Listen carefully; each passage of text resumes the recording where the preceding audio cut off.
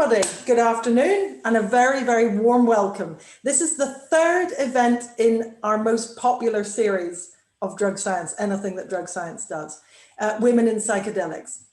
So this is following on from another two hugely successful events, everybody. In fact, these are the most watched events that drug science has on our YouTube channel. As I said, we've got over 900 people registered, and you know what? We're going to have to invest in a new Zoom package because this is breaking all our records. And of course, the whole point of these events is to showcase the brilliant work of women in psychedelics. And we have fantastic talent for you here today, as ever. I'm Prof Jo Neal. I'm chair of Drug Science's Medical Psychedelics Working Group. And just to remind you about drug science, we are the UK's leading independent organisation. David Nutt is the boss, providing evidence-based information about drugs. And the aims of the Medical Psychedelics Working Group are manyfold, but education, this type of event, destigmatization of psychedelics, again, this type of event, research, but ultimately enabling patients to access this much needed medicine on the NHS, so without having to pay for it, when the time comes, so when this becomes legal as a medicine, as for medical cannabis. So drug science are doing this, enabling patients to get medical cannabis through Project 2021. And this is such a special event, everybody. And what we're doing is we are seeking to redress the balance and reducing the bias towards men in science. And as we know, the bias is there for all walks of life, and including psychedelic science. So we're aiming to put that right. So these are women-only events and incredibly special. And we have such an enormous talent. We really hope you enjoyed today's session. It'll be recorded and it will be put on the drug science channels probably early next week. So don't panic if you have to leave early or anything. Q&A, of course. What we do is we have two sections to this, and we have a panel Q&A at the end of each section, fairly short talks of 10 minutes each. Please try and remember to put your questions into the Q&A box and not into the chat. They're hard to keep track of. So the first half focuses on clinical treatments, and we have two brilliant and different projects on the treatment of alcohol use disorder using two different psychedelics, very different pharmacologically, ketamine and MDMA or ecstasy. And our speakers are from Exeter and Bristol today, and world experts in this field. We then move on to hear more about MDMA for relationship counselling from Annie, who's very, very kindly joining us from Tennessee today. And she has many, many years of experience working with MDMA. This half will be chaired by Val Curran, and Val has extensive experience working with ketamine and MDMA, among other psychoactive substances like cannabis. Huge amount of experience. You're in very, very good hands, folks. Now, we always like to include the patient perspective, and we have a very special patient who is also a psychiatrist joining us today. So that's in the second half. She will be telling us her story of psychedelics, her experience with psilocybin. And in the second half, we will be taking an in-depth look at psychedelics therapy work with two world experts. I tell you what, you're in for an absolute treat. I hope you've got a good cup of tea handy. The second session then will be chaired by Anna Schlag, who is Drug Science's head of research. She has produced some fantastic outputs, publications on cannabis recently. And I have the privilege of working with her to prepare some outputs on psychedelics. So that's it from me for the moment, folks. I'll join you again at the end just to sum up what we've heard. But I'm now going to hand over to Val Curran, who is chairing the first half of this session. So very warm welcome, everybody, and enjoy it. Thank you, Jo. Am I on the screen? Okay. I'm absolutely delighted to introduce our first speaker. Am I on the screen? Oh, yeah. Who is Celia Morgan. She's Professor of Psychopharmacology and Head of Psychology at the University of Exeter. She started researching ketamine at UCL, and I was incredibly honoured to be her PhD supervisor at the time. And this was over 20 years ago. And Celia's branched out to look at other psychedelics, including ayahuasca and MDMA.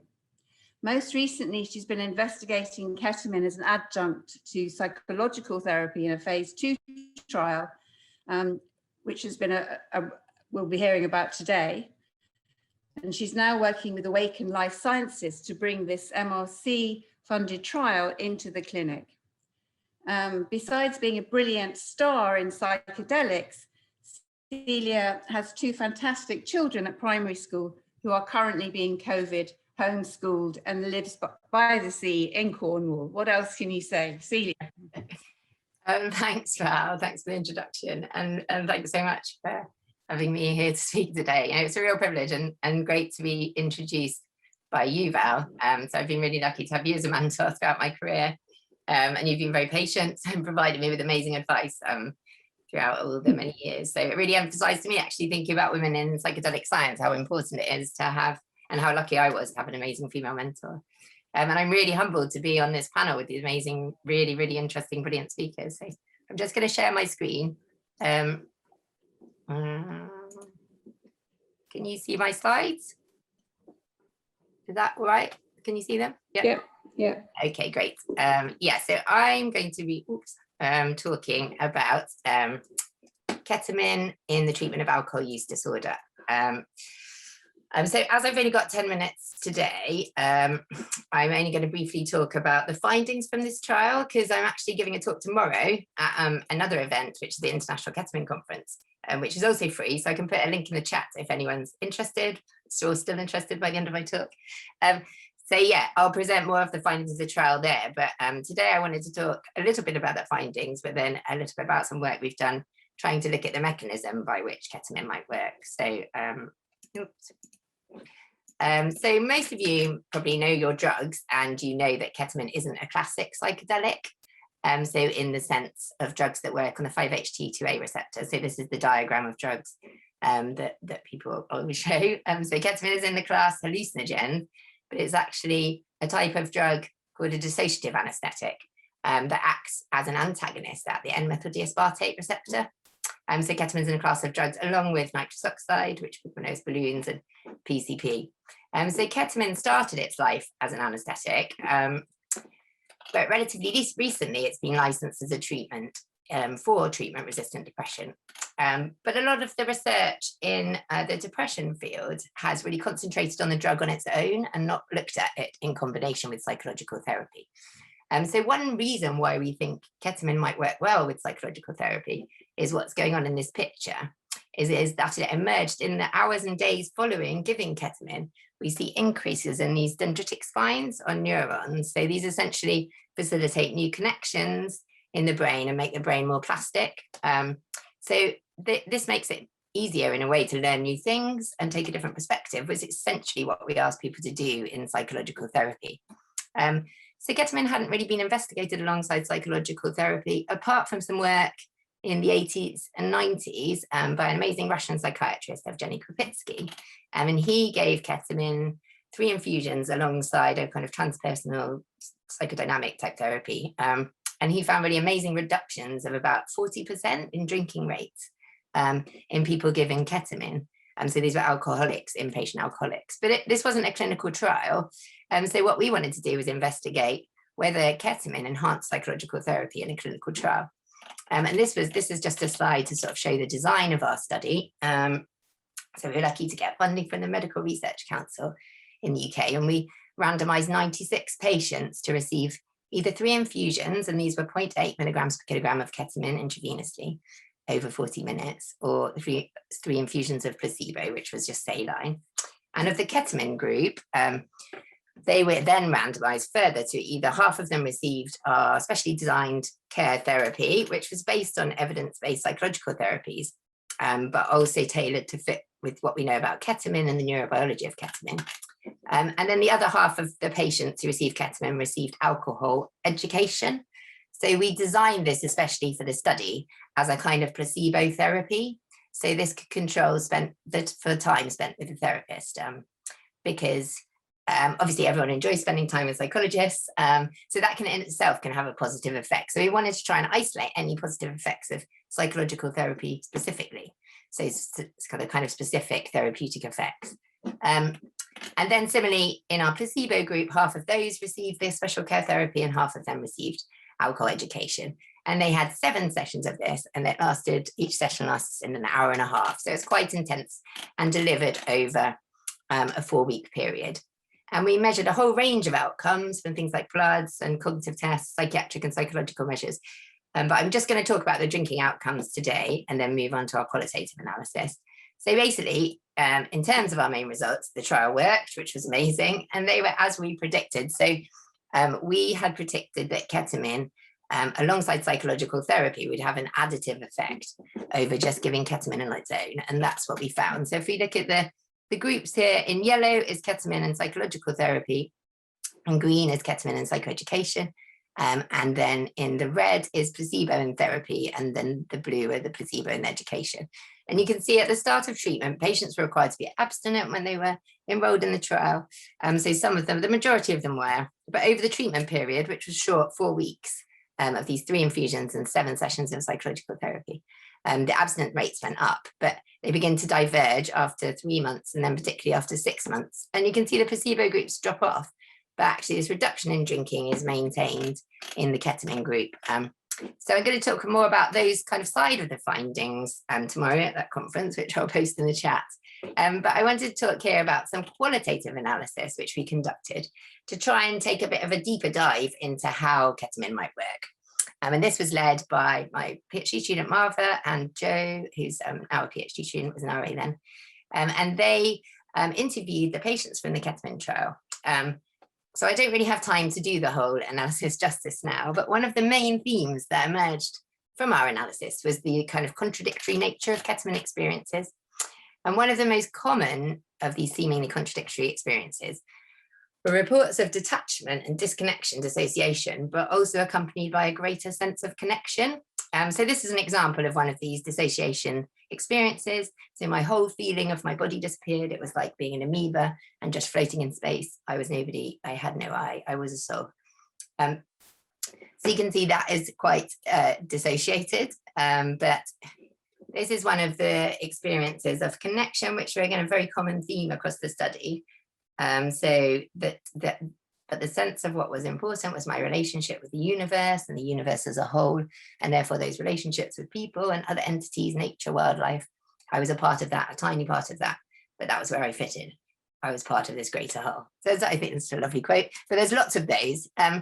So on the surface, these two things, the disconnection and connection, seem quite contradictory. But actually, I guess we could see this connection as an almost natural consequence of the disconnection from the self, is that you then can, this in some circumstances can produce a greater connection with the larger entities that we're part of. So things like our relationships, nature, humanity. So this is what's been termed the small self in all research. So this sounded to us like an important therapeutic process. And given the potential importance of this process and change, we decided to investigate whether this type of dissociation might be a predictor of some treatment effects of ketamine. So Miriam, who is an amazing postdoc on the study, led on a systematic review.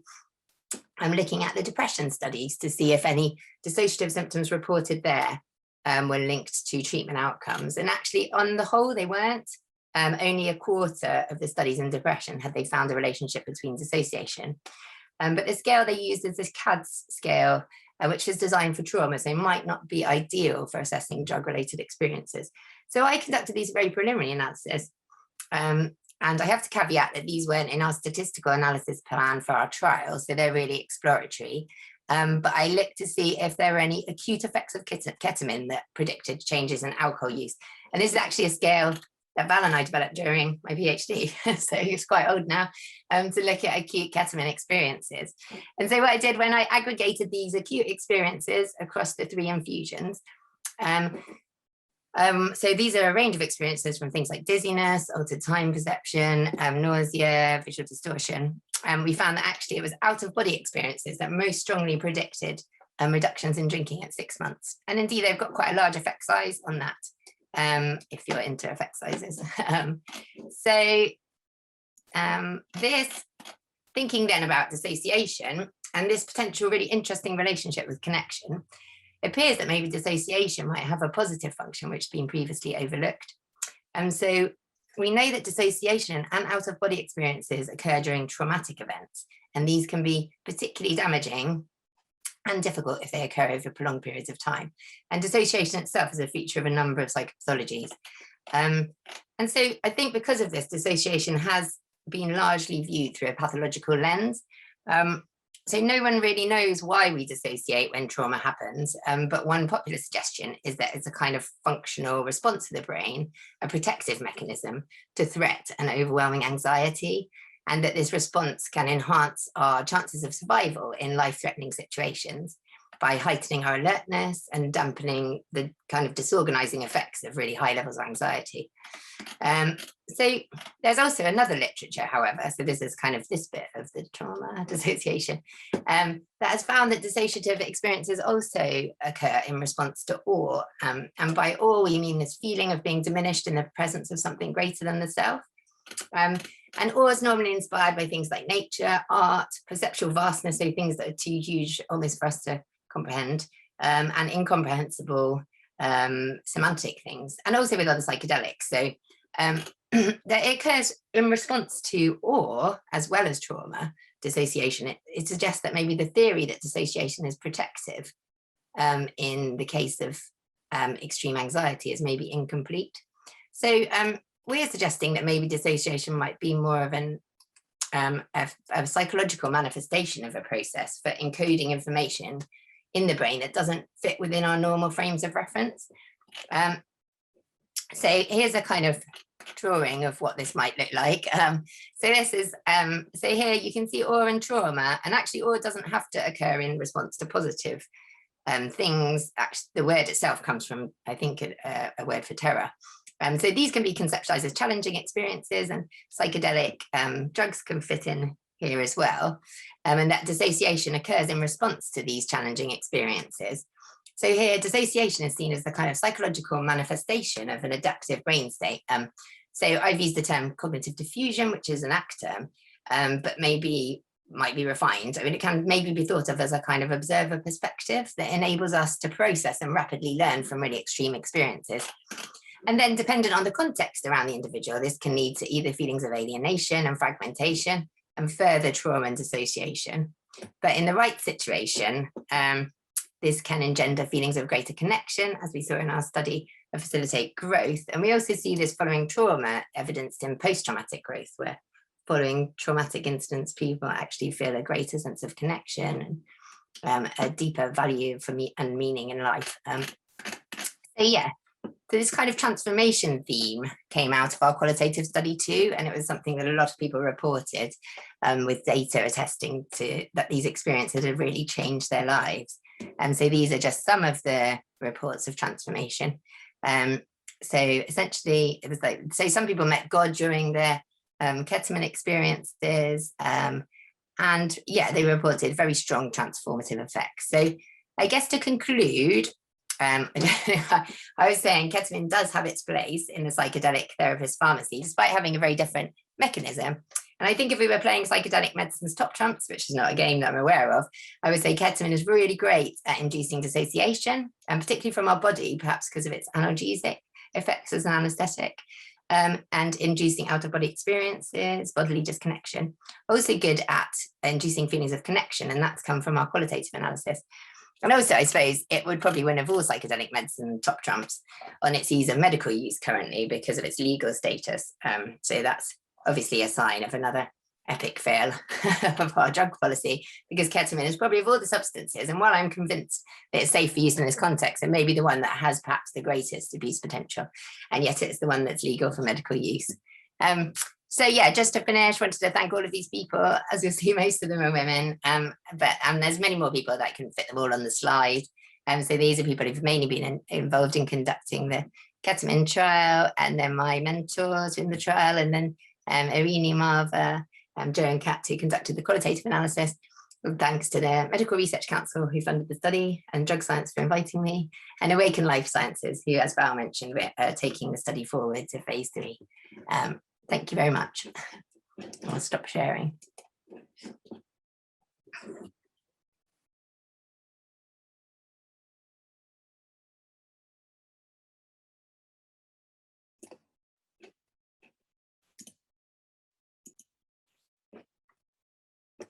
Val, I think you're muted. Thank you, Celia, for such a fantastic talk. It's really good. I'm sorry you have to rush on, but hopefully you'll have lots of time for questions at the end of the panel session. So our next speaker is Laurie Higbed, who is also talking about alcohol use disorder. And Laurie has worked in the field of addiction for the last 10 years and was a co-therapist in the recent Imperial-sponsored trial of MDMA-assisted therapy for alcohol use disorder. She's currently a lead therapist on the trial of psilocybin for treatment-resistant depression. And Laurie is the lead psychologist of the really exciting new development of Awakn Life Sciences. So Laurie, over to you. Thank you, Val. Thank you for inviting me along to speak today on this fantastic panel. I'll just share my screen.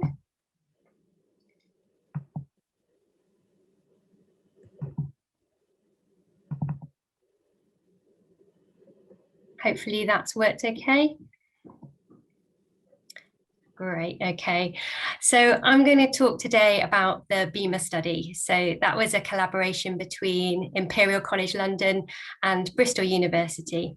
And we were investigating whether MDMA-assisted psychotherapy could be applied safely and would be tolerated by participants with alcohol use disorder.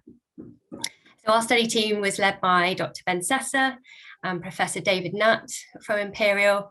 And I also want to mention Claire Durant, Steve O'Brien and Sue Wilson as part of our core BIMA team.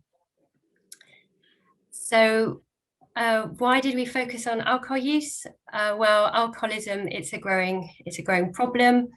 Alcohol-related hospital admissions are on the rise. It's a real burden on the NHS and of course on the individual, the people around them, the people who support those people. And it's a difficult problem to treat. It tends to be a relapsing condition. So most people who manage to stop drinking will eventually relapse within a year. Part of that might be because many people with alcohol use problems have experienced trauma or adversity in growing up.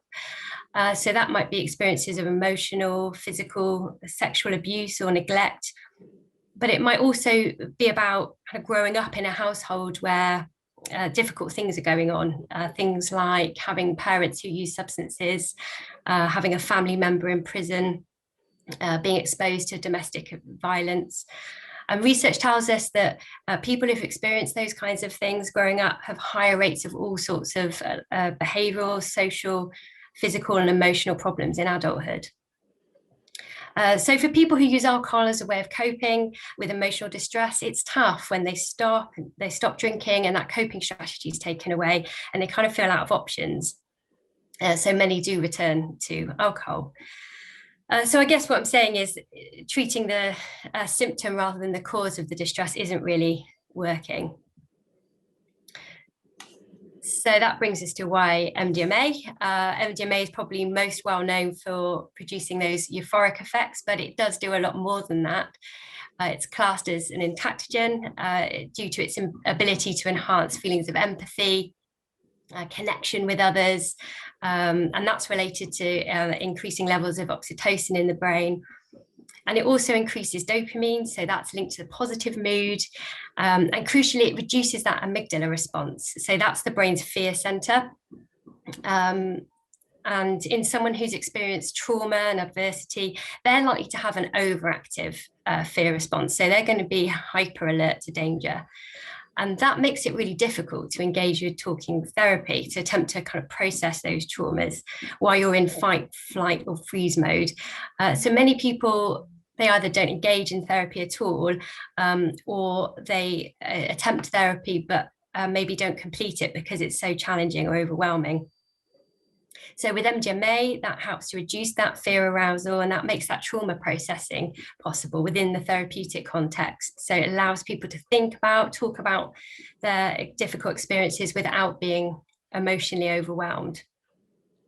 So our research team proposed that supporting people with alcoholism to connect to the root of their difficulties, to their trauma, their adversity, their emotional pain, the reason why they drink, and crucially be able to process that, so develop new insights, new perspectives, would offer better longer term outcomes for those individuals.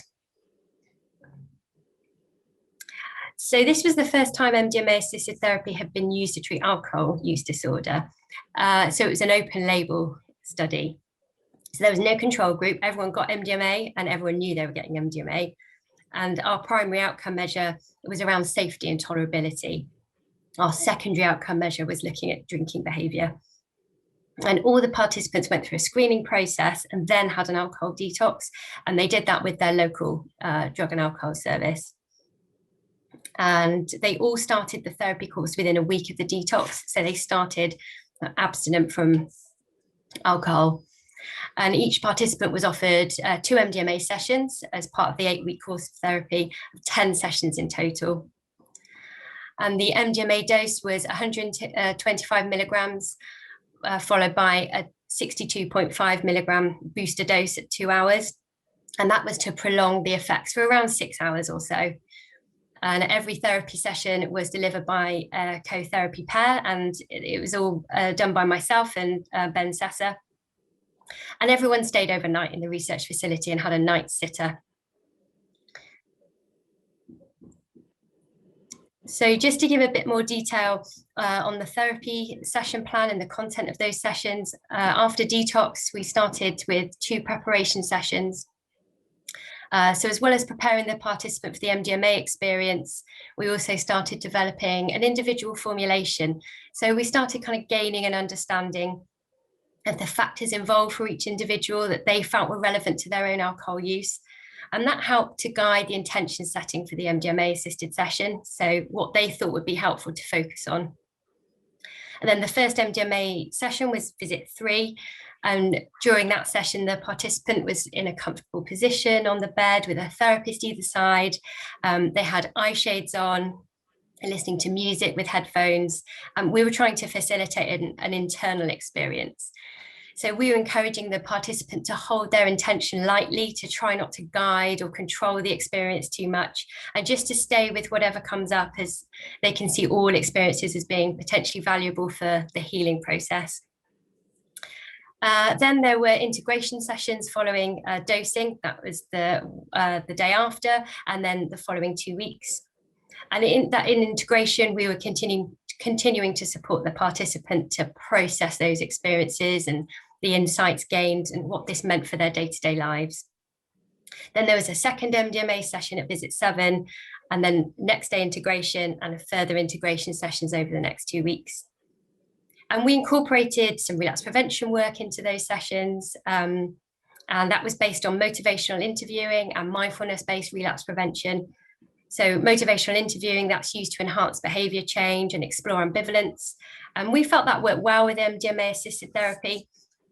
The spirit of MI is about working in partnership, an emphasis on unconditional positive regard and eliciting the participants' sort of own ideas about change, and of course, compassion, so having genuine care for their well-being and their needs.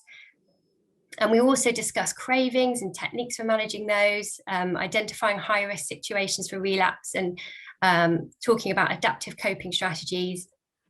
And we explored the person's support network and supportive resources that they might have within the community. So this is all helping us to develop an individualized relapse prevention plan with the individual.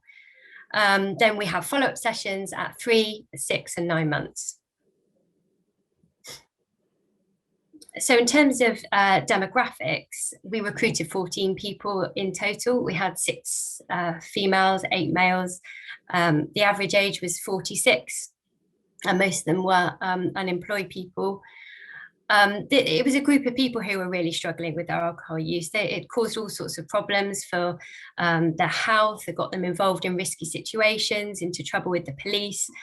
Most have been through treatment many times. They've gone through several detoxes before. They tried rehab, kind of the best that current services could offer them, basically. So just to give an overview from our primary outcome of safety and tolerability and the results of that, 12 participants took part in both MDMA sessions. 2 only had the first session, and that was because 1 dropped out before the second MDMA session due to an alcohol relapse. 1 didn't complete the therapy due to other health problems, but they did stay in follow-up. 12 participants had the supplemental MDMA dose on both occasions. 1 didn't on their first dose. They found the MDMA experience quite intense, and they declined the second dose. But positively, in terms of tolerability, that person did then, in their second session, go on to take the second dose and tolerated it well and had a productive session. And then for the other participant, their blood pressure just got close to the upper limits within our protocol, as they'd forgotten to take their antihypertensive medication on that morning. And they were asymptomatic, but we just monitored them closely, and that blood pressure returned to normal pretty quickly. There were no serious adverse reactions, serious adverse events associated with the MDMA. We had no abnormal changes in their ECG or blood results. And we measured people's mood. We looked at their mood for 7 days after the dosing. We used the POMS, it's a profile of mood states. And we didn't find any affect drop, which people sometimes talk about when they use MDMA recreationally. We actually saw an increase in positive mood for those few days after the dosing. So a little bit of maybe an afterglow effect. All participants completed a therapy tolerability questionnaire at the end of each session and at the end of the course. I've put a few quotes here. I won't have time to read through all of them, but just to pick out a couple. For the first time in my life, I can see clearly why I have been drinking and what I need to do to stop. MDMA has shown me that the abuse I suffered as a child, which led me to drinking, was not my fault. And now I can hold my head up high and go on and achieve what I'm capable of in life. We did collect data about alcohol use, as I mentioned, and you can see on the graph here, so that's showing the average alcohol units per week consumed before detox was 130. And then that goes right down to 0 because people detoxed. And then you can see it kind of gradually creeps up over the 3, 6, and 9-month follow-ups. And then at 9 months, the average weekly units consumed was 18.7. And if I just overlay that with a graph of from the data we collected just before we started the BIMA study, we carried out what we call the outcome study, where we used the same screening methods and the same inclusion, exclusion criteria as for BIMA. But after people detox, we didn't offer any therapy at all. People just continued with their treatments as usual within services, and we literally just followed them up, see how they did.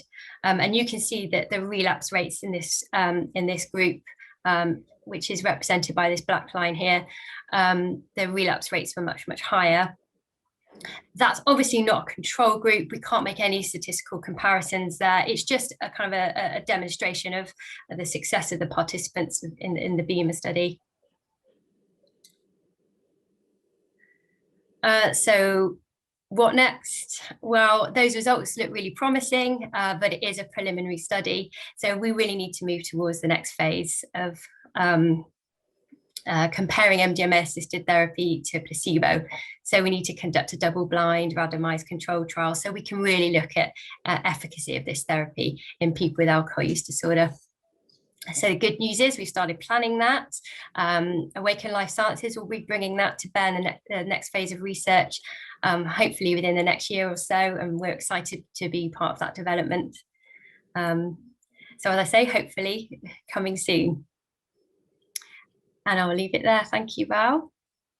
Thank you, Laurie. That was a fantastic talk. Thank you so much. So just to make sure we have as much time for questions at the end, we're going to move swiftly on to Annie Mithoefer, our next speaker, who is a kind of legend in the field of MDMA with her husband. So Annie is a registered nurse living in North Carolina. She was co-investigator on 2 of the MAPS-sponsored phase 2 trials. And for individuals with PTSD, in fact, she's had 25 odd years experience of working with people with PTSD. And she's now working on a pilot study treating couples, combining MDMA-assisted therapy with cognitive behavioral conjoint therapy so that the couple are seen together. She conducts MAPS therapist trainings with her husband, who's also famous, Michael Mithoefer, and she's a supervisor for phase 3 therapists. So it's had a huge influence on the field through all her training. So we're so excited to have you here. Annie, over to you. Thank you so much, Val. I'm really glad to be here. Yeah, I am so happy to be part of this talk. Let's see, get on my slideshow. I've had the fortune to be part of MAPS and work for MAPS since 2000 and MAPS Public Benefit Corporation. I'll be discussing MDMA today in clinical trials. It's not yet approved for clinical use and results do vary among individuals. So I want to talk a little bit about, like Val said, our pilot study that we did with MDMA and couples. There was a history before MDMA was made illegal.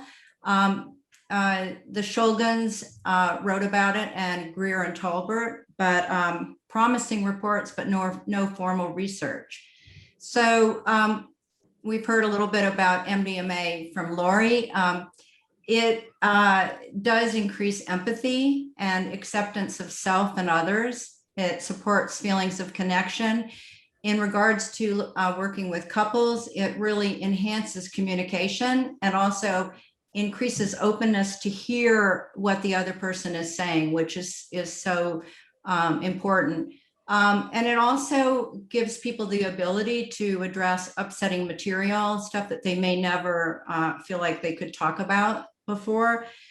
So it's a potentially powerful tool to work with relationships. What we know about PTSD is that it affects the person that has it for sure, but it also really affects relationships, family, and systems. So how did we get to do this study? In 2014, my husband Michael was in some conversations with the National Center for PTSD, trying to figure out how MAPS could get MDMA research into the VA. And Candace Monson, who was the head of women's mental health at the Boston VA, was also on those calls. And so what came about was that maybe Michael and Candace could collaborate and we could bring our 2 manuals together. So this is what we did. Candace's manual is Cognitive Behavioral Conjoint Therapy for PTSD. It's 15 modules. Michael and I did her training, and Candace and Anne did our training. And so by the time we were doing the study and recruiting couples, Candace and Anne were in Toronto at Ryerson University. So each time we enrolled a couple, they would fly to Charleston and be with us where we were then. We would take one of the people that had the experience with CBCT and one with MDMA, and they would be the therapist for the couple, while the other 2 therapists were in the adjoining room watching on video so that we could tweak the protocol as we moved along and debrief, of course. This pilot study, there was a paper that you can look up because I really don't have time to go into all of the details of it, but I'll share my slides and everyone can look that up. The study design was 6 dyads. They happened to be all married couples. And one of the partners had PTSD and the other didn't. We happened to enroll 5 of the couples. The PTSD patient had either childhood sexual abuse or childhood abuse, and we had 1 veteran. Both participants received 75 milligrams in the beginning and then 100 with an optional supplemental dose at 1 hour. They received 2 sessions. At first, it was 2 weeks apart, and then we moved it to 3 weeks apart to give a little bit more integration time in between.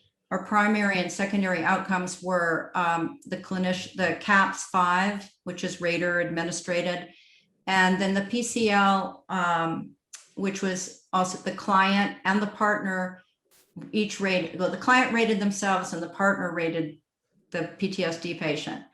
And we also did relationship satisfaction index. So because of Candace's work with couples and using the relationship as the target, we were able to get FDA approval for both members to have MDMA together. This is our room that we worked in. These are chairs that could be reclined. The couples could hold hands. The therapists were sitting in front of the chairs, and then we also could move and sit closer if we needed to, if they wanted us to hold our hand or talk to us individually. So what did the sessions look like? You know, they looked a lot like other MDMA sessions in our PTSD studies, 8-hour sessions with 2 therapists, encouraging time inside with eye shades and headphones. And then as the couple came out to talk, we encouraged the conversation to be between them. We allowed for whatever material would arise and would talk about that. This is how the CBCT work, the modules go from safety on to challenging thoughts. And so this is how we combined it. We took 4 of the CBCT modules and condensed them. So we did that the day before the first MDMA session. And then we had the MDMA session. They spent the night in the office. The first integration session was the following morning, and that looked like a typical integration session that we would do, where we would find out what was left that people wanted to talk about, how they were doing, and then getting them ready to go home. And then we repeated the MDMA and CBCT either 2 weeks or 3 weeks apart. And all of the CBCT modules were done on Zoom after the people were back home, and Candace and Anne were in Toronto. So some of the mechanisms to healing trauma are obviously non-avoidance. And one of the things we saw that was so beautiful was the willingness to discuss the trauma in a completely different way than they had, really, to hear each other, meaning making, and work with stuck thoughts, and enhancing the relationship. So I'm gonna take a minute to read something that happened with one of the couples, the veteran, who had trauma years ago from the Bosnia War. And during the MDMA session, after time inside without talking, he started talking to his wife about the sense that he got in childhood, that he had a deficit that kept him from ever being happy, and a message from his mother that there was something wrong with him. Because he liked, and this was because he really liked soft things, and as a little boy, and his mom would make him feel bad about that. He said he could remember the warmth and softness of being in the womb, and the feeling that he wasn't allowed that anymore when he came out into this cold, cruel world. And during the session, his wife was listening to him. She looked over and she took his hand and said, "I love that little boy." And he took that in and said, there was nothing wrong with that kid. So you can see how the perspective can change, and how beautiful it was for them. So here's just briefly the results. The bottom blue line is the independent rater CAPS You can see there was a good drop in that post the sessions, and then sustained in the 6-month follow-up. And the top 2 lines are the PCL, where the PTSD person rated himself or herself, and the partner rated their partner. You can also see their satisfaction, relationship satisfaction. The highest you can get in this is 5. And so you could see that there was satisfaction post and also at 6 months.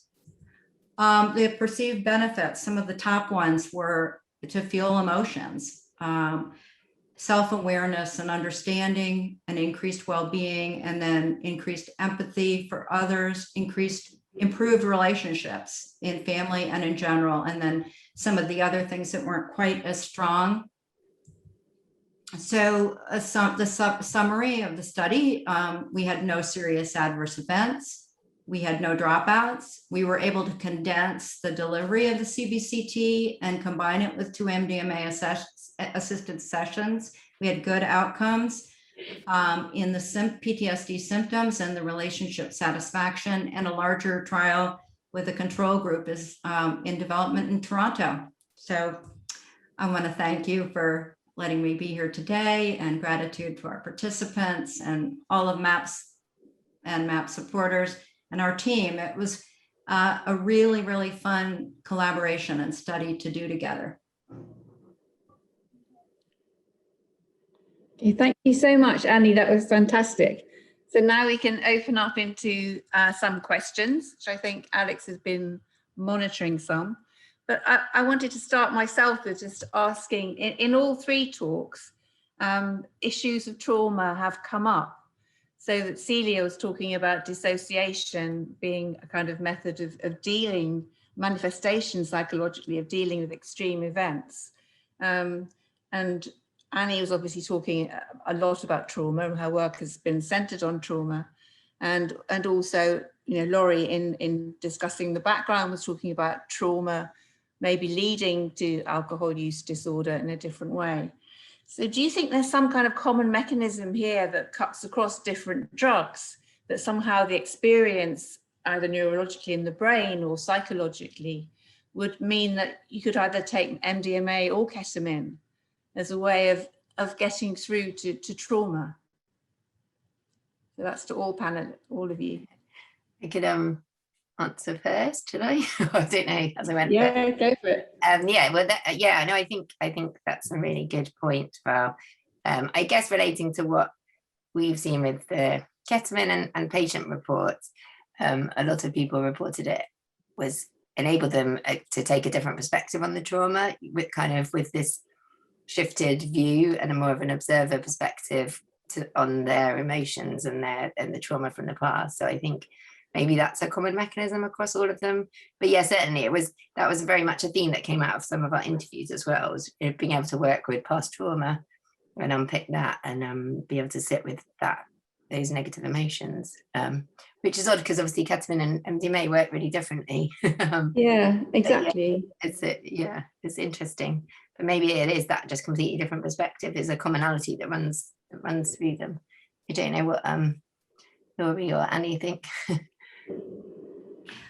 Well, should I go next, Laurie? Sure. Okay, yeah, I think that's a really good point. We saw a lot of that being able to witness, and how that was a new experience for a lot of our participants across all the studies that we worked in, and a lot of dissociation. I didn't mention that about these 6 PTSD participants in the couple study. We had quite a bit of dissociation, and it's always interesting to see how a lot is, they get a lot more information about the dissociation and when it happened and what the purpose of it is, and how it actually goes away sometimes in the MDMA sessions. So yeah, interesting. I've never worked with ketamine, so it you should visit each other. Yeah, well, it's a collaboration. I think that would be great. Laurie, did you want to I was just going to add maybe what they have in common is they sort of they can put the participant in within that window of tolerance. So they're kind of helping the individual not to feel so overwhelmed, whether that be by kind of the trauma and related to PTSD or other sort of emotional distress. It's just helping them to stay within that window of tolerance so that they can kind of take on new perspectives and new insights, and then go, with MDMA, it's kind of the talking therapy can happen alongside the MDMA session, and I guess with ketamine it might be more likely to happen afterwards, but it's just kind of alongside, so you're within that window of tolerance and then you can work therapeutically and manage it. Really, really interesting to think of both drugs together. And we now have a question, if I can get across, about from Cohen de Koning, who was talking about how do you choose what kind of things are important in selecting a psychological therapy to use alongside a drug like MDMA or ketamine?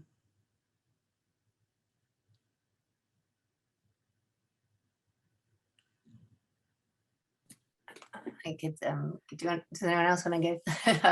I guess that I was saying about neuroplasticity would suggest that maybe it might enhance the effectiveness of any psychological therapy in a way, because this is with ketamine, but I imagine a similar process that works potentially with MDMA, in that you get this enhanced learning. So even more traditional kind of CBT approaches might be enhanced by having these substances. But I think things that do involve so more of those kind of third wave CBT approaches that involve taking different perspectives might be more effective, thinking about the effects of the drug. I don't know, I'd probably defer more to Laurie, who's a clinical psychologist.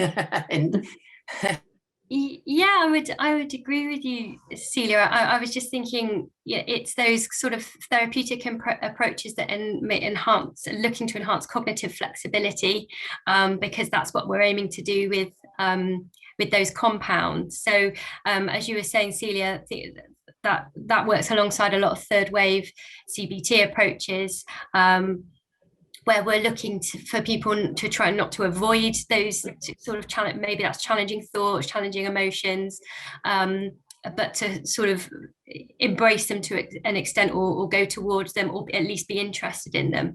And yeah, I think that can work well. And you might also consider, so what we did in the BIMA study was just kind of look at the participant group. So we were working with people with alcohol use disorder. So what we did there is look at kind of what were the best treatment options already available, and how might we use MDMA-assisted therapy to kind of enhance those.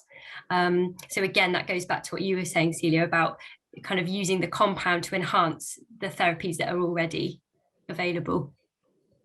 Yeah, this is the first time we had used cognitive behavioral therapy along with the MDMA. So it was beautiful the way it worked in integration with the couples, because they had to do the worksheets together and all of the approach tasks together. So it really was a beautiful match. And then in the MDMA session, it was really just letting whatever came up and more of the inner healing intelligence, bringing it forward. But thinking about combining MDMA with EMDR or for integration or all kinds of things. I think that would be beautiful to combine it. Okay, we have time for one last question, and someone brought up the issue of dissociation. If you're thinking about shamanic practices, if we're looking more at the classical psychedelics like ayahuasca and compounds like that, shamans, if you look at the anthropological literature, have document how those psychedelics are used deliberately by the shaman to induce dissociation within the community, mostly for ritual purposes. So that my husband's an anthropologist, and he, in the Amazon rainforest where he lived, he would take ayahuasca to be able to look up at the sky, because ayahuasca induces a kind of red perception, and they believe that the red perception is where all the dead people, their ancestors, live. So a bit like a kind of heaven, and that by having a dissociative experience, they are then in touch and they can speak with and get advice from their ancestors. And so he was asked, or she was asking about, how that would mean dissociation is an aim rather than a way of coping. Yeah, I think that's really brilliant. That's sort of what I was trying to say, very quickly, potentially garbled.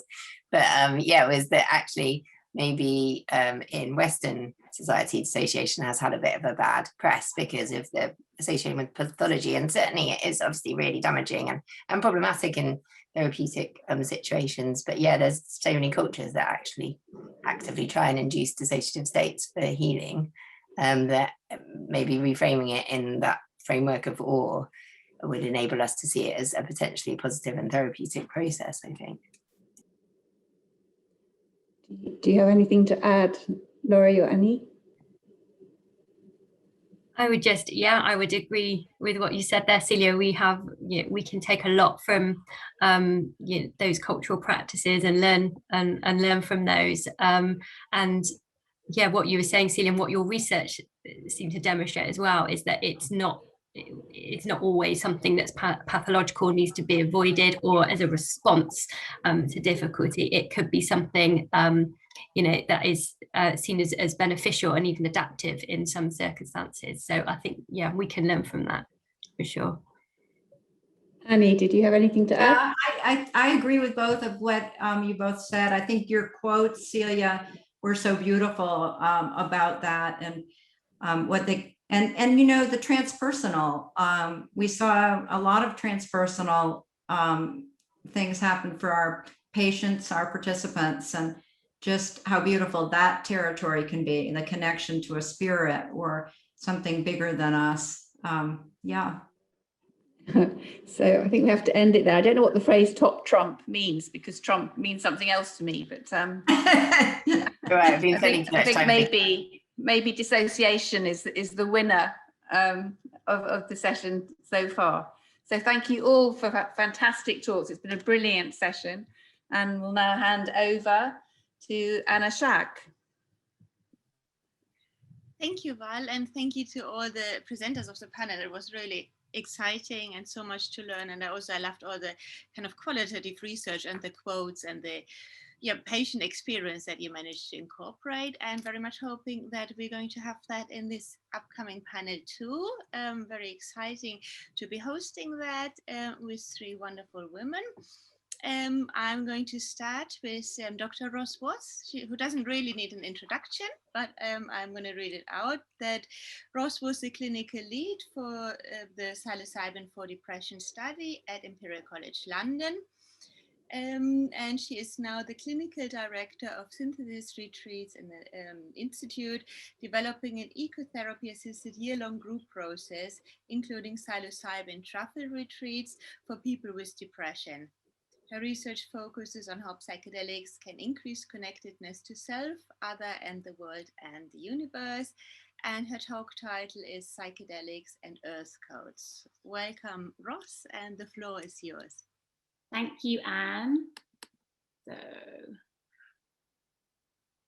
let's see, are you seeing my, yeah. Okay, thank you so much. So, I would like to talk about my experience from working in the Imperial Psilocybin for Depression studies, and also now what I've learned and what I'm bringing with me to Synthesis Institute. So I think, as Celia spoke about and Annie spoke about, connectedness is such an important part of the psychedelic experience, whether it's psilocybin or ketamine or MDMA. And when psychedelic therapy is effective, it tends to work by helping people really connect to themselves, to other people, to the world around them. And often to this interconnected web of life, a sense of interconnection, which I think Celia's quote was perfect for this. I was part of the greater whole. And often that includes a connection to nature and a feeling of being part of nature, that you are nature. And I think this is particularly relevant for the mental health crisis and also for the ecological crisis, because I think they're both manifestations of a deep disconnectedness to ourselves, to other people, the world around us, and nature, and a lack of awareness or lack of understanding of this interconnectedness of which we are a part. So this interconnectedness of all things is just one earth code, but there are more. And I really believe that if we set up our psychedelic renaissance that we're kind of seeding now, if we set it up and seed it in line with these earth codes, it will be positive, incredibly positive. But if we violate these earth codes, it could be very negative. So the first earth code I want to talk about is the cycle of light and dark. So this is really inherent in all nature: spring, summer, autumn, winter, morning, afternoon, evening, night. In the UK, in November, the trees drop their leaves, they lose their leaves become a layer of compost, a layer of compost that is ready to receive the seed that the tree also drops. And this cycle of decay and renewal is inherent in natural growth. But our culture tends to avoid the dark half of this process. We tend to avoid and repress and deny loss, decay, and pain. And so because of that, I think we lack the social structures that we really need to embrace pain and darkness in community with each other. There are lots of ways our community, our culture, really wants to keep us in constant summer. And I think our relationship with psychedelics and psychedelic science reflects this. So in our hunger for psilocybin to be a cure for depression, in our hunger for it to be a fix, a reset, that one session and you're fixed, of any of the psychedelics, our hunger to see that kind of cure narrative, I think we're avoiding two different types of darkness. So the first is that certainly in the psilocybin studies, the first study at Imperial and the second study at Imperial, we saw some participants who had these very, very difficult traumatic experiences with psilocybin, lots of trauma being kind of brought up, and then really struggling to integrate it for a long time afterwards. And certainly in the psychedelic integration group, which is a community integration group that Michelle Baker-Jones and I set up about 4 or 5 years ago, because of our work in the research and seeing that this was an issue, we certainly saw lots of people doing psychedelic trips alone at home, often because they'd read headlines talking about the kind of the magic reset, and having these very difficult experiences that they couldn't integrate, and actually sometimes made people worse and sometimes made people kind of disintegrate a bit and really struggle. The other part of darkness I think that we overlook sometimes is that nearly all of the participants in both of the psilocybin for depression studies became depressed again a few months after the study. So about 5 years ago, I did a TEDx talk called Can Magic Mushrooms Unlock Depression? And I look back at that now and I slightly cringe, because 100 high dose psilocybin sessions later, I really feel like I've learned, and the rest of the team that I worked with in the psilocybin for depression study really learned that yes, people often go into remission from depression, and they nearly always go back into deep depression a few months afterwards.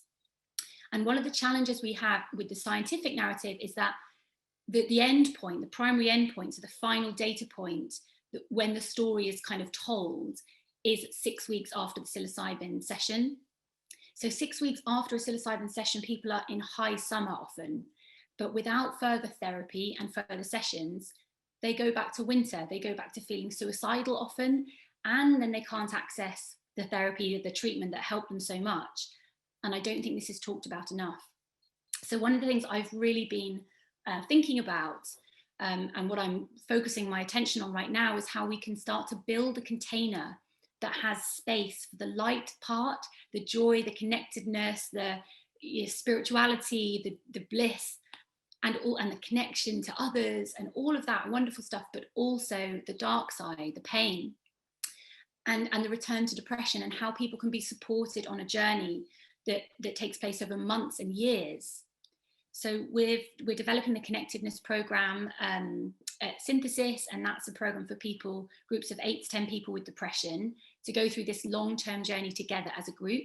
And they have workshops once a month, they have sharing circles, they have ecotherapy, and they have 2 truffle retreats, legal truffle retreats in the Netherlands, 4 months apart approximately. And it's actually free at the point of access. It's covered by philanthropic donation. And it's not designed to cure depression. That's not the purpose of it. It's designed to increase people's connectedness to themselves, other people, and the world around them, and nature.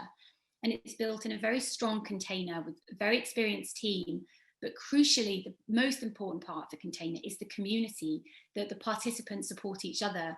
So if in a psilocybin retreat in the Netherlands, they have a difficult time and they struggle to integrate something, and if their depression comes back a few months afterwards, they're supported by our team, by each other, and also by nature-based practice, which is a theme throughout the whole program.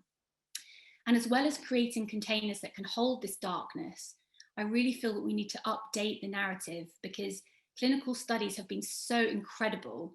They have done so much for bringing this forward, bringing this to people. But I think there is a lot of hype, and I think that we need to start looking underneath the hype at the nuance and the complexity. So the next Earth Code is about the pace that we go at. So nature grows pretty slowly, and there is this idea of the deeper the roots, the stronger the branches. So this is a picture of an oak tree, and an oak tree grows over hundreds of years to become this rich ecosystem, fungi, plants, insects, birds, all coexisting. And if you contrast this to a plantation of eucalyptus trees go really quickly. They're very fast. The wood is very soft because of that. And so they're used for paper and toilet paper. And many of them are processed very quickly. They're packed in tightly together. It's a high-speed industry. And the speed of this industry is governed by corporations with the legal obligation to maximize profit rather than the speed being governed by nature. Profit is sometimes placed above safety. There are huge plantations of eucalyptus in Australia, Portugal, California, all places that have had forest fires due to many factors, but eucalyptus trees are highly flammable and they're packed in very close together. And I think this is an analogy for the shroom boom that we're seeing at the moment with psilocybin. Privately traded companies, loads of excitement, huge sudden growth. And I think we do need to go slowly and carefully, because the deeper the roots, the stronger the branches. So in the work we're doing at Synthesis, we're working with this amazing group of participants from the Imperial Studies, 16 people with depression who went through that research and they're now enrolled on the connectedness program.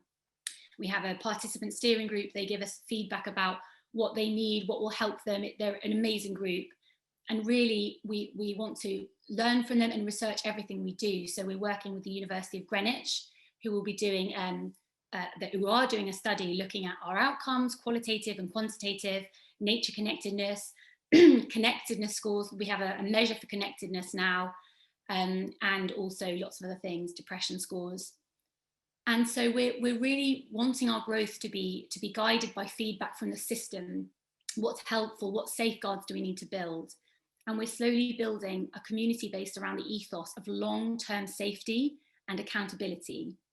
And in this way, we're very much aligned with the work in Oregon with the 109 program. So in Oregon, psilocybin has been decriminalized, but they've got this 2-year window before it actually becomes decriminalized. They've got this 2-year window for building this container, a container for safe, legal, therapeutic use of psilocybin in the community, really getting those deep roots, the strong branches, going very slowly and carefully. So we're working in a similar way to them. The next Earth Code, the pattern of nature, diversity, reciprocity. So when an invasive species of tree with no checks and balances enters a forest, it destroys the diversity. And if we allow corporate interests to dominate this field, we will see the diversity destroyed. So many of us in the field have learned and borrowed from the underground. For example, Leo Zeph's amazing work, The Secret Chief, and Frederica Meckel-Fisher, who will be speaking in a moment, her incredible book, Therapy with Substance, and loads of amazing other underground therapists who paved the way. And we've also learned from retreat settings in South America, in Mexico, in the Netherlands, in places where it's legal, Brazil. And all of us stand to lose if these ancient forests are cleared to make way for the new plantations. So I remember the first psychedelic conference I ever went to was called Plant Consciousness, many years ago now. And I remember going to it, not really knowing why I was there, being at the back of this big room, and I met a woman. She was in her 80s, she was in a wheelchair, and I started kind of talking to her about my new interest in psychedelic research, and was a clinical psychologist, and I was just getting involved in the Imperial work, and so kind of, you know, chatted about that in probably quite a kind of, I don't know, like I know everything kind of way. And she looked at me and she said, "Do you understand what you're doing?" And I was like, yeah, I think so, I kind of do. And she said, "No, do you understand?" The word understand, do you understand it? Are you the ground from which this idea grows? Are you the ground from which this grows up? Are you the roots? And I suddenly had that idea of what understand means. Do you stand underneath this? And I think that clinical studies are really often based on learning from those who really understand. Wise oaks, wise redwoods, many other trees from different parts of the world with very deep roots. And I do feel that it is wrong to extract from their wisdom and then chop them down. And I think that's an analogy for the patenting strategies that we're now seeing.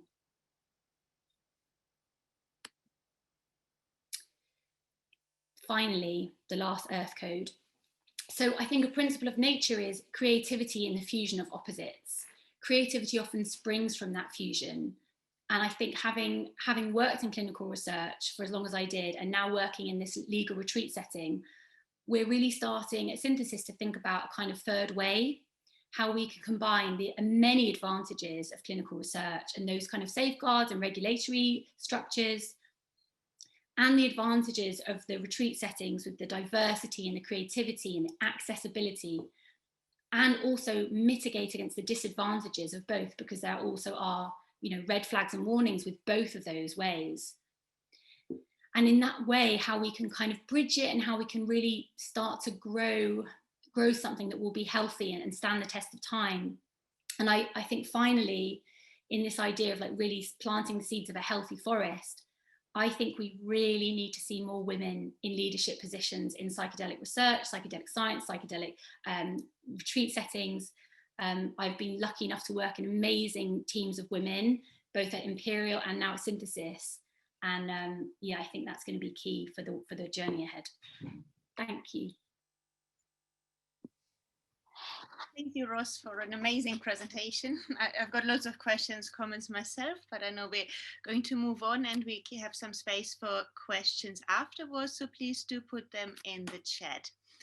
And we're going to move on to Friederike, who Ross kindly referred to already. Friederike Merkel-Fischer is trained as a medical doctor in Germany. And she also retrained as a psychotherapist. She has loads of credentials. She trained in holotropic breathwork with Stanislav Grof and completed a psychedelic psychotherapy training in Switzerland in the early 1990s. She also trained as a couples therapist, a family therapist, and a family constellation worker. And in the mid-1990s, she introduced the use of psychedelics into a psychotherapy practice, working underground with specifically chosen clients in particular groups. Although she is not working with psychoactive substances anymore, she still engages in the field, sharing her experiences as today. So welcome, Friederike. And she also has written a book, Therapy with Substance, which was published in 2015. Welcome, Friederike. The floor is yours. Thank you. Thank you. Yeah, I'm somewhat moved by Ross's talks because it is very much what I would say about psychedelic work. So, and you suggested that I should talk about dosing.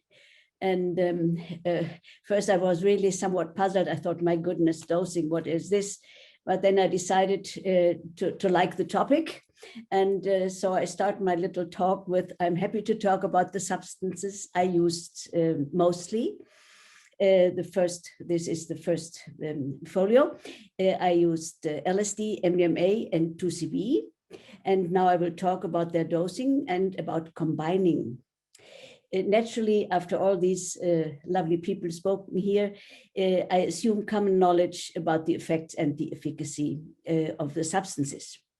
Dosing is one of the cornerstones of the well-known equilateral triangle of dose, set, and setting. So the three have the same importance. In the following, I will talk naturally about my very own work, a rather psycholytic approach. I was not in research. I researched without knowing that I researched. Second folio, please. Some general remarks on dosage. Terms like high dose, low, and normal dose are relative. The data vary. Some examples: low doses are mentioned by some authors as to 30 to 200 micrograms with LSD. In the Psychedelic Explorer's Guide, James Fadiman considers 150 to 400 micro a normal dose.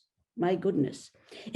High LSD doses are generally managed in the literature between 400 and 1,500 micro. And the normal dosages, as you could hear today from MDMA, range from 100 to 140, 150. So it's about the same, but you all know that little changes in the amount have an effect.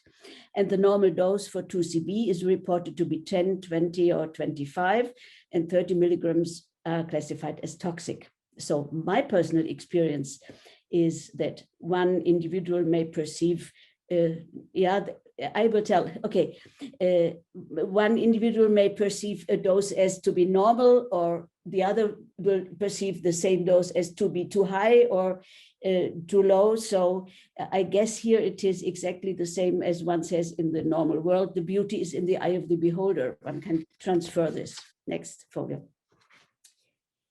So a few words about choosing the medicine in my own setting, which took place from 1997 to 2009. The decision as to which substance to take and at what dose was made in and by the group. One of the advantages of the careful discussion of doses was that there were no irritations on the session or complaints afterwards. We usually decided on MDMA if the majority of those present were addressing relationship issues, think of Annie, or childhood memories, and when it was felt to be important to revisit an event without fear. This refers to the traumatic situations. If the intention was for more general exploration or to solve a specific problem, then we would often begin with LSD, and we use 2CB if the intention was to work on ambivalence, resistance, or psychosomatic issues. Next one, please. In general, the dose for dosages, I stuck to Stolarov's principle of the useful dose, as much as necessary, as little as possible, and the necessary results from the intention, which implies that one should have an intention. So we always dosed by the individual based on the experience of previous sessions. And as I said before, it was really very important that the client always knew about his dosage and could discuss it and then be content. Next, please. A word to MDMA. I always did a one-to-one MDMA session with the client first. On the one hand, for the client to get to know and trust a psychoactive substance and to get my full attention. For me, to experience the client in this state. Mostly I had experienced him before in holotropic breathwork, but that was a little different. So I did a one-to-one session first. And for the two of us to really enter a mutual relationship. And only when the client had decided to continue, I introduced him to the group. So this was some kind of protection for the group too. The initial dose of MDMA was usually 100 milligrams, and in some cases even only 90, and I had a good reason for this. And after a first acquaintance, I administered 120 as a normal dose, 130 for very withdrawn or rigid clients, and 140 milligrams as the maximum on special request. We never actually boosted, so the question didn't really arrive, but to lengthen the process, we did something else, as you will hear later. Next, please. about LSD, you all know LSD has a dose-dependent effect. The larger the dose, the stronger the experience. It is not only my conviction, but my experience that one really has to learn to be with this very substance so that one can remain in an inner balance with different dosages on the long run and not be overwhelmed by images and emotions. And this I consider very important to remember and then integrate the experience. So for me, the first dose for a drug-naive person is 50 micrograms. It puts him in a sort of hallucinatory and emotionally charged situation, and he learns about this. In time, and we didn't have a certain number of sessions, they just came and continued coming. In time, each client could tell what amount of LSD he felt the most comfortable with. And then eventually we would go a bit beyond this comfort zone when he felt that he wanted to look a bit more intensely or to really do something important. The LSD, because I think it's a very challenging substance, I always gave initially only as an adjunct to MDMA. In this way, the LSD is experienced as less harsh and confusing. We increased the LSD doses slowly in 25 or better 50 microgram steps individually. And this had the effect that the clients really got used and were able to follow the inner process. The maximum dose in my setting was 250 micros. We had a group of 12 to 16, so I think this was the best to handle it. We also took LSD as a single substance without combining it. And then this was very interesting. I allowed them to choose their dosage. And although we were on different dosages, we all ended up in the same realm. Next folio, please. The third substance I used was 2CB. I say a few words about this substance as I often find or hear that it is not known to very many. The 2CB is not an easy substance, especially for beginners, because the unfold is so different. The ascent happens like in several steps. You take it, and then after about half an hour, you think, oops, I'm fully lucid and I'm done. But then you look at your watch, it's only half an hour. So then I said, please lie down again. Then the opening continued almost until a second floor. So, and this happens 3 times, and then you are actually on the peak. So it's not as gentle as with the MDMA, but like with the MDMA, one can experience an opening of the heart. It is not as euphoric or sweet, and the thoughts are very clear, similar to LSD, but not so sharp. And the presence under 2CB is extremely good. The centering really easier than with LSD. On about 20 milligrams, one has these mescaline-like effects. It is really very good for if you want to look at your dark sides, the shadow. There, the 2CB is brilliant. It shows you really the criminal within you, or when you have resistance problems or psychosomatic problems. The descent is a bit gloomy, unfriendly, lethargic. And for this reason, I like to give 60 to 80 milligrams of MDMA for a soft landing. One can give LSD for a better landing too, but then the process goes so long. For me, I found that an exact dosage of 22 milligrams is just perfect. The advantage, or you may say the disadvantage of 2CB is the short duration of effect. With 20 milligrams of 2CB alone, you are out for about 2 and 2.5 hours, and then you are back. The next folio, please. About combining. I didn't invent the art of combining substances. It is already described from Stoloroff or Hubbard in the 50s.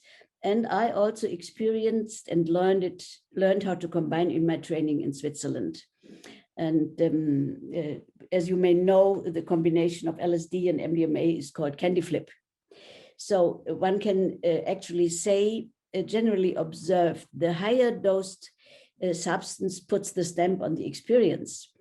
However, the specific qualities of the two substances, they influence each other. Something like when colors flow together. So as I said before, the sweetness of the MDMA is reduced and the sharpness of the LSD is diminished and the edginess of the 2CB is rounded. Now, specifically MDMA and LSD, since I did therapeutic work in the group, the time frame of MDMA was too short to really work with every single one. So one reason of combining MDMA with LSD was to lengthen the process.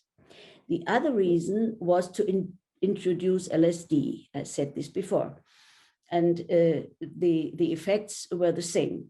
What we then did, and since I wasn't a researcher, I didn't write it down, because when you work underground, you don't write down so much. We tried out in different time intervals between the two substances. And this was really a very interesting time.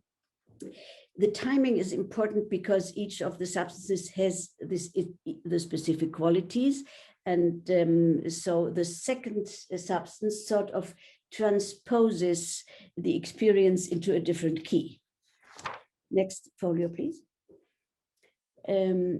So the timing, taken the two substances together or very shortly after each other, one usually experiences a very impressive, longer lasting peak that has the opening and the sweetness of the MDMA and discreetly diminishes the effect of the LSD. But it really is an overwhelming, big realm with very deep insights that have this very strong affirmation of the LSD, of the MDMA, and the big light of the L. For me, the best time to add the L seemed to be when the MDMA was still on the plateau, not yet about to descend. And in this way, one didn't experience a real second ascent. The LSD flooded in smoothly, very fast, and the MDMA coloration remained. Waiting with the LSD dosage until the end of the descent of the MDMA was felt meant a second ascent, and the quality of the LSD was more present then. In numbers now, I first gave 100 milligrams of MDMA, and after 2 hours, then I added 50 micrograms for beginners, or for the more advanced, a little more. So that was it. Next folio, please. About combining LSD, then the LSD first with the MDMA. There again, the LSD was then more in the foreground, the MDMA less emotional, somewhat sober, but with the heart opening in a sober way. It's a very interesting feeling or state of being. But it gives the LSD a greater emotional range, not so overwhelming as without the MDMA. And I found that the LSD experiences were become more authentic and sustaining, especially, and where they were full of emotionality, and the integration seemed easier. The initial dose in those was 50 to 75 to 100 micrograms, and I added between 80 and 110 milligrams of MDMA. Next folio, please. Now, again, about the timing, taken together, it is the same as I said before. And since, so I jump to the next step, taken directly after the peak of LSD, the MDMA is more an adjunct. The influence is not that big. The The LSD gets a little slower and emotionally, but this is dose dependent too. And the next taken when the LSD still was on the plateau, but close to the descent, gave the process a clear towards a loving view of what had been experienced and recognized and understood. I think I generally should say taking a second substance at this moment is a very challenging matter, since the first substance is still working. When the second substance starts to unfold, there comes a moment when the two meet. And at this intersection, one has to be very still and very quiet, because this moment, when it's a short moment, but it comes, you feel totally sober, as if you haven't taken anything. You think, oh, what's wrong now? Totally sober, and then the second substance takes over, and sometimes this is more powerful than it would be taken, then as if it would be taken alone. And this is because it arrives on the crest of the wave of the first substance. So that one really has to lay down very quiet, nice music, and then it unfolds unbelievably. When we took the MDMA, when the LSD was already wearing off, this really meant a definite second ascent, which sometimes then led to totally different perspectives on the topics worked under LSD. Like, you read a book in a different language, and the wording is different, the meaning is the same. Now the third one, the next folio, please. Now putting together the MDMA and the 2CB and vice versa. Beforehand, one can combine the 2CB with LSD the same. I didn't elaborate about this, it would have been too long. So I just talk about MDMA and 2CB here. These two substances behave sort of antagonistically. So it is favorable to let MDMA run out quite far. The best time to do this is 2 to 2.25 or 2.5 hours after taking the MDMA. I said before, the MDMA and the 2CB are good together because the 2CB is a little unpleasant at times. Well, MDMA first and then 2CB. The MDMA prepares the body and the mind wonderfully. So when you then with the 2CB want to look at something really nasty, you can do this without having this nastiness. And if you take the 2CB first, we did this if our primary intention was to look at unpleasant subjects.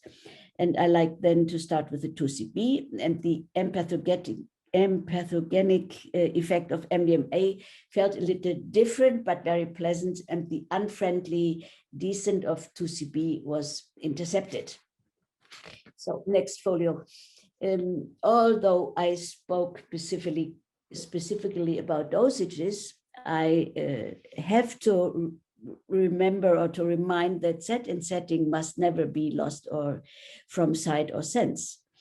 I'm convinced that one has to have a goal for a psycholytic session.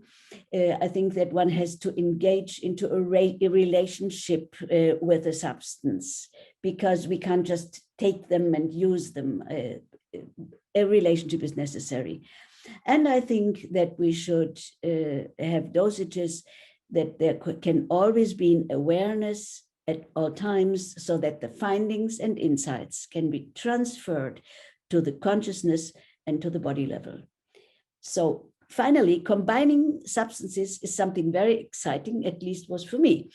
It was a pleasure to remember, since we did this underground. I had not written down, as I said before. So I thank you for this wonderful kick into my past. Thank you.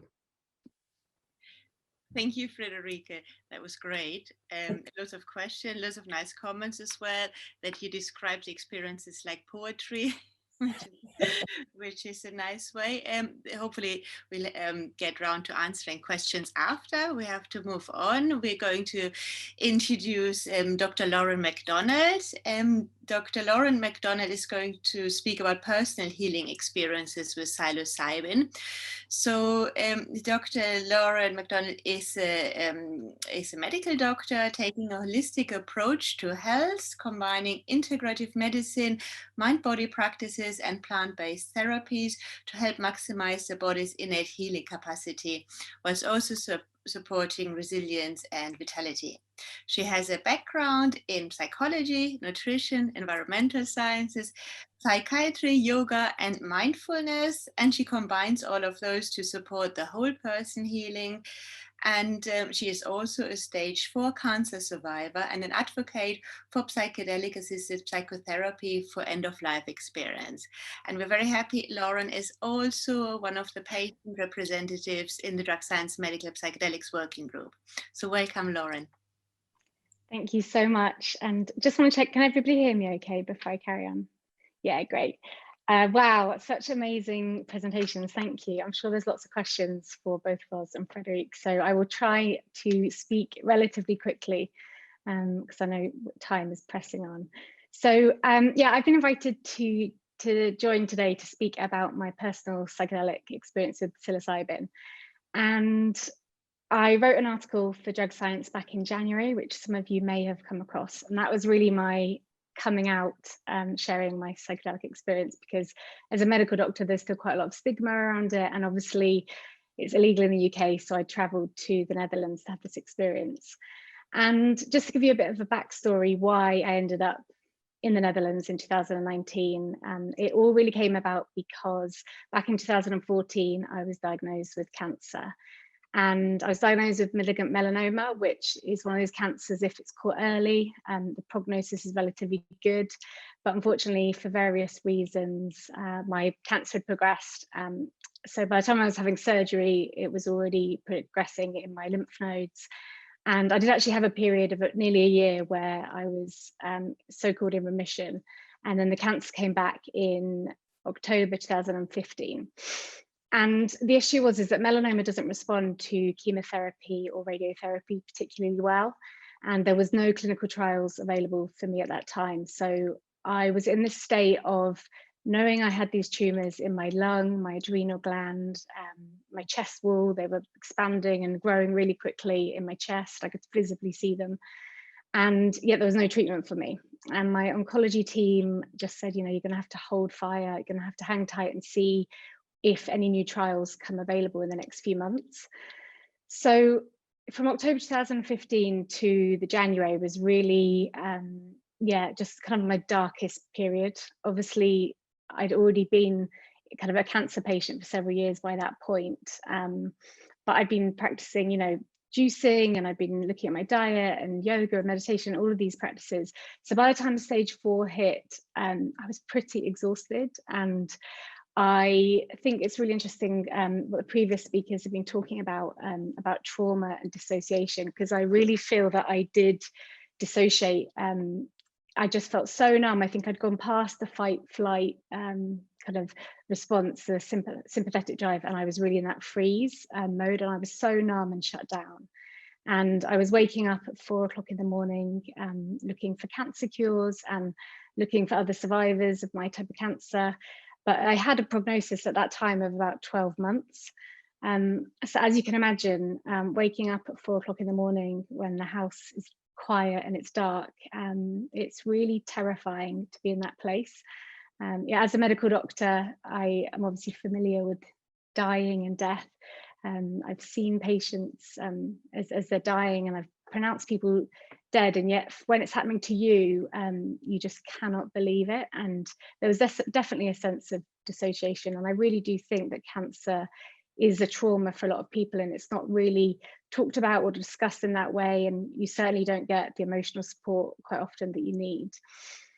So I was in that place for about 3 months, really experiencing firsthand what I would call existential crisis, existential distress. And it has got a different flavour to anxiety and depression, I think. There's something so enormous about it, and you just can't get your head around it. And then you're trying to face the fact that you're going to die. I was so scared of dying that I was looking up Dignitas, and I was thinking about other ways, you know, not thinking I was going to take my own life, but that I was going to potentially try and make it easier for me to die. So it was really, you know, death was really, really near to me at that point. And fortunately, by an absolute miracle, I was able to get onto a trial a few months later. And again, absolute miraculous response to treatment, because I had about a 25% chance of responding to immunotherapy. And I did respond, and within 6 months, I had what's called no evidence of disease, which is so wonderful. And as a stage 4 cancer patient, that's all you could really hope for. And yet I was pretty broken by the past 3 years. I was struggling. I think on the surface, I probably looked like I was doing well. I definitely think one of my coping mechanisms in the past was to suppress my emotions. And so I carried on, but I did feel in survival mode. And I tried to put my life together, tried to get back on track. And then, you know, people say you never get hit by lightning twice. But just as I felt like I was turning a corner, I was actually hit by a van as a pedestrian. And I sustained a horrific broken leg and spent about 5 months in a wheelchair. And again, just felt like I had plunged back. You know, when I still wasn't really out of that survival mode, I then had an experience of, again, trauma, but this time it was the hypervigilance. I was having flashbacks from the van hitting me, the moment the van hit me. And finally, at that point, I did seek psychology. And I ended up having some sessions. I even had EMDR, which was really helpful. And yet I still didn't feel that, I still felt a bit stuck. And again, I think probably from the outside, I looked okay. And yet inside, I just didn't feel like myself. I didn't feel connected to myself. I definitely lost kind of my sparkle, the essence of myself that I knew I had before I had cancer and before the car accident. So luckily, I came across an amazing TED talk by Roland Griffiths talking about the research looking at psilocybin for end-of-life anxiety. And then I went down a rabbit hole and looked at the research for PTSD and just thought, although I maybe don't have either of those at the moment, there was a lingering sense of, you know, my body has been through a lot of trauma, and probably holding on to something here is probably something unprocessed in me. And just knowing that with the mind-body connection, I wanted to do anything I could to also make sure the cancer wasn't going to come back. So I wanted to process my emotions. I wanted to process any trauma. So I signed up for a retreat in the Netherlands in 2019 and had an incredible experience at the retreat. And I'm going to try and explain to you in words a little bit about my journey with psilocybin there. And it's really hard to do, as anyone who's tried to explain a psychedelic journey to someone else, it never comes out exactly how you want it to. But there were definitely some big insights and takeaways that I got from the journey. And this was a journey that involved blindfold on, high dose psilocybin, truffles, and beautiful music in a ceremonial setting. And I think the biggest takeaway for me was having the experience of not being in my body, being in another realm, dimension, something beyond, and being in an energetic form. So I was no longer of my body. I was just an energetic essence, a swirling energy. And in that space, I kind of met and communicated and connected with quite a lot of the cancer patients that I'd met over the years on the ward, on the chemo unit, who died. And I had this beautiful experience of them being able to communicate to me and just share with me that this is not the end. You know, when you die, you do leave your physical form, but it very much carries on. We're still here. And yeah, the message was just like, it's all good, don't worry, like we're here, and it's not as scary as you think. So to have that, I didn't even go, I don't think my intention for the retreat was even to necessarily process or consider my fear of dying. I think I didn't even know that I was still that scared of it, but that was what came up for me. That was a big part of the journey. And another, I mean, it's one of these things that I could talk about endlessly, and there were so many chapters to it, but it was lovely to go through all the stages of my life and just kind of let go of a lot. And there was lots of crying. At one point my eye mask was absolutely saturated, and again, I think that was really good for me, because I've traditionally, prior to the experience, I think I was quite stoical, and I did kind of suppress my emotions probably, and that was the way I got through what was an incredibly tough few years. And yet it was so healing to just cry and let it all out. And there were some other beautiful experiences that happened within the journey, things like a deep understanding that I could send people love directly from my heart in energetic form, just by thinking of them, and I didn't need to necessarily tell them, but you know, that we can just share love in that way, which I thought was so beautiful. And another aspect was, at one point I was in my own heart, and I connected with wolves that were in my heart that I found out were my ancestors, all on the maternal line, all my grandmas and all of the women that had lived before me. And there's just this deep knowing that whenever I speak, whenever I talk, I'm actually, it's all of their wisdom as well. It's like all of our combined experiences and wisdom. And even just now thinking, oh no, I've got to speak to all of these people, I actually just tuned into that before I started speaking and thought, do you know what, this isn't just me, this is my lineage, this is all of the women that have gone before me, and I can just trust that when I speak, I'm speaking my truth and connect to them. So that's just something that stayed with me. But yeah, I think the biggest takeaway for me from the retreat, from my journey, was this knowing that it's death is not final,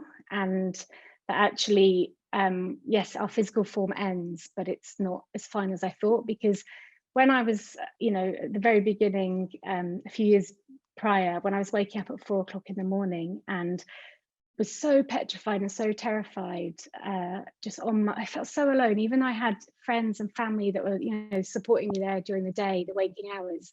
At 4 o'clock in the morning, I felt just like I was on this solo journey towards my death, and it was going to be very final. And I just wish that I could have had the experience sooner, because I went through so much suffering in those early hours of the morning. And it was all about the finality of it and feeling so alone. And yet now I don't have any of that. I think, you know, I'm so fortunate. I've been in remission now for nearly 5 years, and I actually have scans tomorrow. So I still have scans every 6 months just to check I'm still in remission. And of course, there's the gift of time, which makes things easier as well. But there's definitely something in just carrying the knowledge that I got from that experience, that even if cancer should come back, it's okay, it's going to be okay, whatever the outcome is. And that's not to say I wouldn't be devastated if the cancer came back. And I, you know, obviously I'd grieve for my life, and I'm sure I'd feel depressed. But I don't think I would have that existential crisis that I went through, because I've got peace with it. And that's all just come about through that experience. So yeah, for me, it definitely has been life-changing, and I'm now just on a mission to help other cancer patients get access to this medicine, because as I said, I'm obviously could potentially be called a cancer survivor, although as a stage 4 patient, I'll probably always just be classed as a stage 4 cancer patient. But I'm very aware that there's a patient group like me who could do with this medicine, this experience, to help them get back to life, to help them kind of process all the trauma they went through and really re-engage with life, connect to life, connect back to themselves as well. And then there's obviously the cancer patients with active tumours who are terrified, the person I was at 29 years old.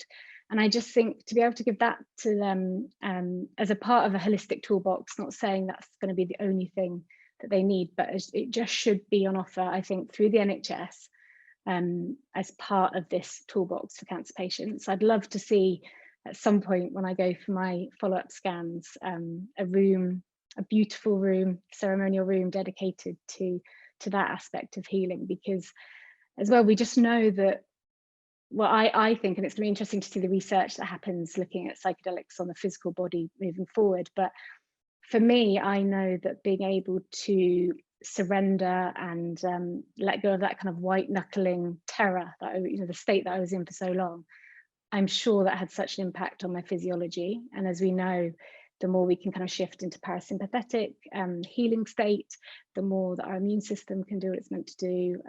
Obviously, sleeping is a huge thing as well. So not waking up at 4 o'clock in the morning and being on Google searching for cures for hours is definitely not good for your immune system. So again, I just think that it should be part of the toolbox in helping cancer patients, but obviously helping so many more people as well. So yeah, I hope that was helpful sharing that. Sorry, I was trying to speak really quickly to get through it. Thank you, Laura. No, that was brilliant.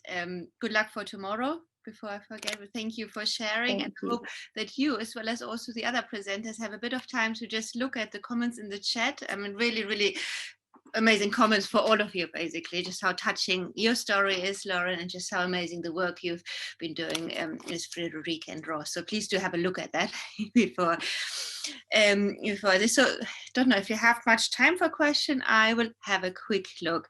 There is first, there was just going back to Ross. People have asked quite a lot about where can they find out more about the Earth codes and about synthesis. I don't know if you have an open access paper already on that, or synthesis, if you can put the link in the chat if you're able to do that. But there's loads of interest, people just asking where can we find out more, basically. Is it already published, the Earth codes, or is that something you're working on? Yeah, it's something I'm thinking about at the moment. I think it's really based around the ecotherapy. Well, before I even speak, I just want to say thank you to Lauren, because I'm still kind of like reeling from that. It's so moving and amazing, and wow, incredible. I feel like I can't quite speak about something else yet, but thank you so much, and Frederica as well. I met both amazing talks. Yeah, so in terms of the Earth Code, the ecotherapy part of the synthesis program, and nothing's published yet. We will, but we this whole mantra of going slowly, and yeah, I'm taking my time. So something will be published at some point. But in terms of Synthesis Institute, you can look at the Synthesis Institute website. I'll put a link in the chat, and just trying to think if there's anything else.